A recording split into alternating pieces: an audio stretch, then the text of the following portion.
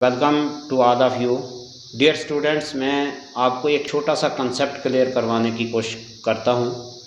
ये कि ये ज़मीन किस चीज़ के ऊपर खड़ी है। कभी कभी बच्चे सोचते हैं कि आखिर ये ज़मीन खड़ी किस चीज़ पे है। हम भी जब बचपन में सुनते थे तो हमें ये सुनने को मिलता था कि ज़मीन एक बैल ने सींग के ऊपर उठाई हुई है। अब बैल जब एक सींग से दूसरे के ऊपर पलटता है तो उस वक़्त ज़लज़ले आते हैं।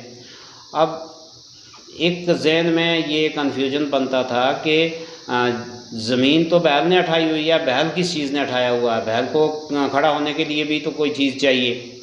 लेकिन ये सारे कन्फ्यूजन आहिस्ता आहिस्ता साइंस ने क्लियर किए हैं। ये चीज़ पूरी तरह समझाने के लिए आपको थोड़ी देर के लिए मैं वहाँ ले चलता हूँ जहाँ से हम एक वक्त में ज़मीन को भी देख सकें और सूरज को भी देख सकें, और फिर हमें सही अंदाज़ा होगा कि दूर से हमारी ज़मीन और सूरज कैसे दिखाई देते हैं, कौन सा बड़ा है और कौन सा छोटा है। ये है हमारी ज़मीन। ये जो बड़ा दिखाई दे रहा है ये सूरज है, सन है।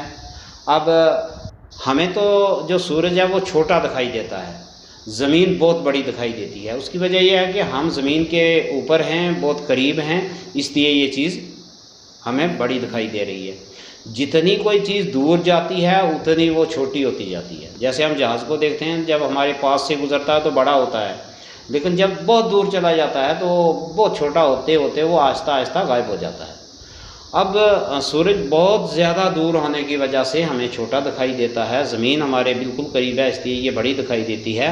लेकिन हकीकत में सूरज इससे बहुत ज़्यादा बड़ा है। और फिर ये सूरज अपनी जगह के ऊपर बग़ैर किसी सपोर्ट के खड़ा है। अपनी जगह पे उनके ऊपर ये ऐसे रोटेट कर रहा है, घूम रहा है। ज़मीन जो है इसके चारों तरफ चक्कर लगाती है। मैं आपको बताता हूँ चक्कर कैसे लगा रही है। और ये सूरज ने अपनी अट्रैक्शन के साथ पकड़ी हुई है और इसका एक फ़िक्स पाथ है जिसको ऑर्बिट कहते हैं, उसके ऊपर ही ये चारों तरफ चक्कर लगाती है। ये आपने देखा कि सूरज के उस तरफ से घूम के ज़मीन इधर आ रही है, फिर इधर से उधर घूम के जा रही है। और ये जो इसका चक्कर है इसको सालाना गर्दश या इसको रेवोल्यूशन कहते हैं। रिवॉल्व कर रही है ये इसके चारों तरफ। रिवॉल्व का मतलब होता है किसी चीज़ के इर्द गिर्द घूमना, जैसे ये ज़मीन आपको घूमती दिखाई दे रही है।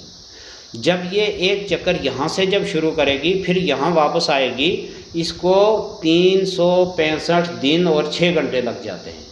इसीलिए हमारा 365 दिन और 6 घंटे का एक साल होता है। हम 365 दिन गिनते हैं, 6 घंटे नहीं गिनते हैं। अब वो 6 घंटे 6 घंटे 4 साल में बचते रहते हैं और 4 साल के बाद वो एक दिन बन जाता है। इसीलिए हर 4 साल के बाद फरवरी में 29 दिन होते हैं और लीप ईयर बन जाता है। तो ये ज़मीन का चक्कर है। अब आपको पता लगा कि ज़मीन किसी चीज़ के ऊपर खड़ी हुई नहीं है, इसको सिर्फ हवा में ही कोई एक अपने रास्ते के ऊपर घूमने के लिए सूरज ने पकड़ा हुआ है। उसकी अपनी और भी बहुत सारी चीज़ें हैं जो सूरज के गिर्द घूमती हैं, किसी दूसरे लेसन में डिस्कस करेंगे। तो ये हमारी ज़मीन का सालाना चक्कर है। अब ये ज़मीन अपनी जगह जैसे सूरज रोटेट कर रहा है, ज़मीन भी रोटेट करती है, उसको रोटेशन कहते हैं और रोज़ाना गर्दिश भी कहते हैं। उससे दिन और रात बनते हैं। जब ज़मीन ऐसे घूमती है तो एक हिस्सा ज़मीन का सूरज के सामने रहता है और वहाँ दिन होता है, और जो दूसरी तरफ रहता है वो वहाँ रात होती है। और बारी बारी हर हिस्सा सूरज के सामने आता रहता है, इसलिए बारी बारी हर जगह दिन आता रहता है और फिर रात आती रहती है। तो मुझे उम्मीद है कि आपने ये पूरी तरह समझ लिया होगा कि ज़मीन किसी चीज़ के ऊपर खड़ी नहीं है, ये सूरज के गिर्द ऐसे घूम रही है जैसे आप देख रहे हैं। तो ये कंसेप्ट आप याद रखेंगे। तो मिलते हैं किसी दूसरे लेसन में, तब तक अल्लाह हाफ़िज़।